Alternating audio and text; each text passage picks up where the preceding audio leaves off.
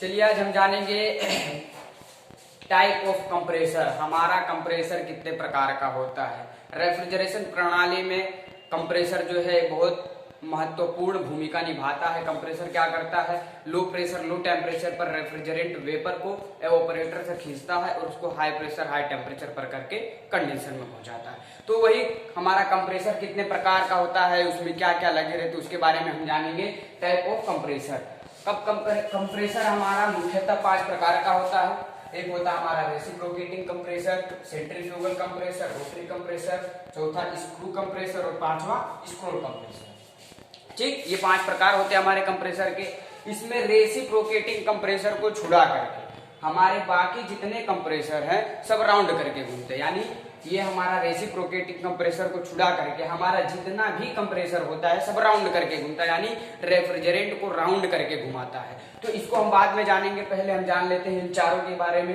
Second पे आता हमारा सेंट्रीफ्यूगल कंप्रेसर। अब सेंट्रीफ्यूगल कंप्रेसर क्या होता है, सेंट्रीफ्यूगल कंप्रेसर राउंड करके घूमता है। जब कंप्रेसर हमारा राउंड करके घूमेगा तो उसके अंदर हमारा रहता है रेफ्रिजरेंट, वो भी हमारा राउंड करके घूमेगा। तो इसमें रेफ्रिजरेंट को घुमाने के लिए इसमें 2 इंपेलर लगे होते हैं, 1 या 2 इंपेलर लगे होते हैं। इंपेलर होता क्या है, देखिए ये हो गया हमारा इंपेलर। ठीक, ये हो गया, ये कंप्रेसर के अंदरूनी भाग का मैं बता रहा हूं। ये है हमारा इंपेलर। ठीक,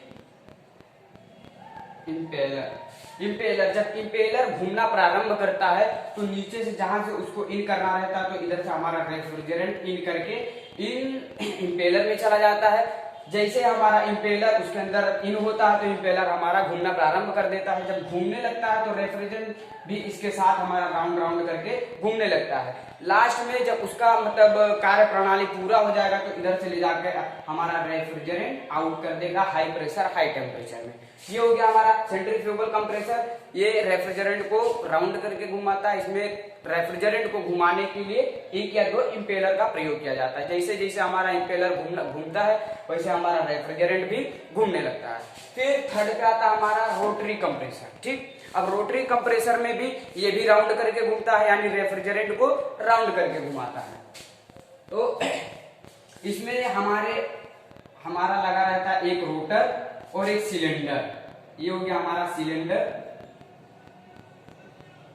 ये हो गया हमारा रोटर।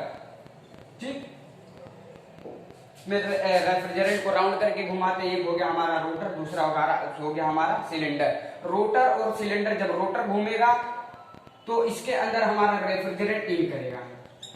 जब ये हमारा रोटर घूमना प्रारंभ करेगा तो इधर से इन करेगा, इन करके इन सिलेंडर के अंदर चले जाता है और जैसे जैसे हमारा रोटर घूमता है वैसे वैसे हमारा रेफ्रिजरेंट भी कंप्रेस होते रहता है। ये हो गया हमारा रोटरी कंप्रेसर। और रोटरी कंप्रेसर के बाद आता है हमारा चौथा स्क्रू कंप्रेसर।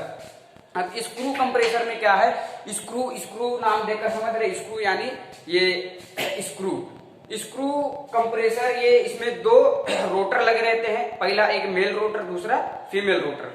रोटर एक स्क्रू के आकार का होता है, जैसे ये स्क्रू हमारा वैसे वो भी रहता है, लेकिन वो थोड़ा आकार में बड़ा रहता है। अब उसमें 2 रोटर लगे रहते हैं, पहला होता है हमारा मेल दूसरा होता है फीमेल। उसमें 2 रोटर लगे रहते हैं। अब रोटर जब मेल रोटर हमारा घूमना प्रारंभ करेगा तो उसी से चिपका हुआ हमारा फीमेल रोटर भी रहता है।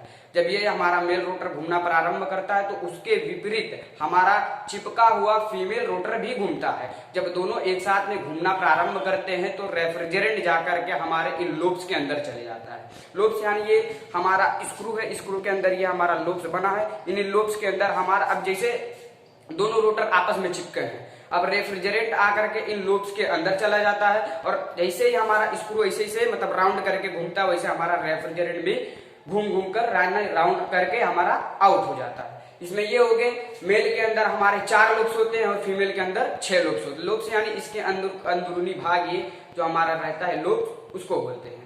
फीमेल रोटर और मेल रोटर दोनों इसमें आपस में घूमते हैं। जब दोनों आपस में घूमना प्रारंभ करते हैं तो नीचे से हमारा रेफ्रिजरेंट इन होकर और लूप्स के अंदर चले जाता है और लूप्स के अंदर में जाने के बाद वो भी अपना कंप्रेस्ड होते रहता है।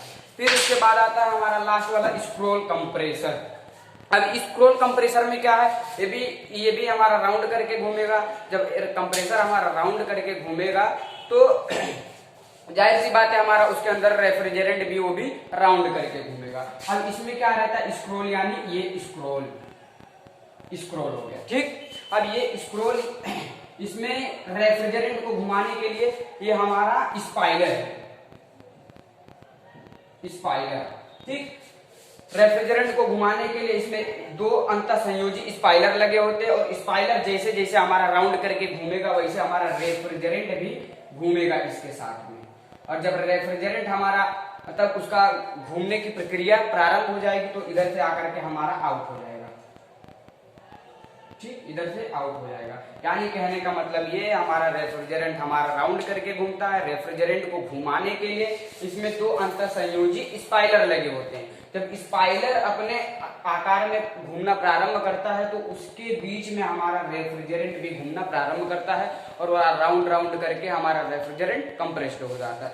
फिर ये चारों हो गए हमारे कंप्रेसर। उसके बाद आता हमारा रेसिप्रोकेटिंग कंप्रेसर। यह सील्ड कंप्रेसर होता है, रेसिप्रोकेटिंग कंप्रेसर। इसमें ये ज्यादातर घरेलू रेफ्रिजरेटरों में इसका प्रयोग किया जाता है, जैसे फ्रिज हो गया, हमारा डीप फ्रीजर हो गया, यानी घरेलू रेफ्रिजरेटर यानी फ्रिजों में अधिकतर इसका प्रयोग किया जाता है। किसका, हमारा रेसिप्रोकेटिंग कंप्रेसर का। अब इसमें क्या रहता है, ये एक बंद सिलेंडर नुमा रहेगा। अब इसके अंदर एक हमारा पिस्टन होता है, पिस्टन के साथ हमारा क्रैंकशाफ्ट जुड़ा रहता है और हमारा रोटर रहता है, ठीक। अब इसमें पिस्टन, ये हो गया हमारा पिस्टन,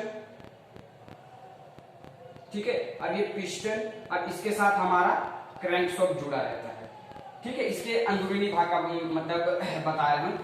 जब ये हमारा पिस्टन ऊपर नीचे में सीधी रेखा में मतलब गति करता है, ये हमारे बाकी चारों जितने भी कंप्रेसर थे ये सब राउंड करके घूमते थे, लेकिन ये हमारा जो रेसिप्रोकेटिंग कंप्रेसर है वो उसमें पिस्टन लगा होता है। पिस्टन हमारा ऊपर ऊपर नीचे करके हम अपना गति करते रहेगा। जब नीचे की तरफ आएगा तो हमारा इधर से रेफ्रिजरेंट इन होगा इधर से, और ऊपर की तरफ जाएगा तो हमारा रेफ्रिजरेंट आउट हो जाएगा। इसको बोलते हैं रेसिप्रोकेटिंग कंप्रेसर। रेसिप्रोकेटिंग कंप्रेसर को छुड़ा के बाकी जितने चारों हमारे कंप्रेसर राउंड करके घूमते हैं, बाकी एक बचता हमारा रेसिप्रोकेटिंग कंप्रेसर, उसमें पिस्टन अथवा क्रैंकशाफ्ट जुड़े रहते हैं।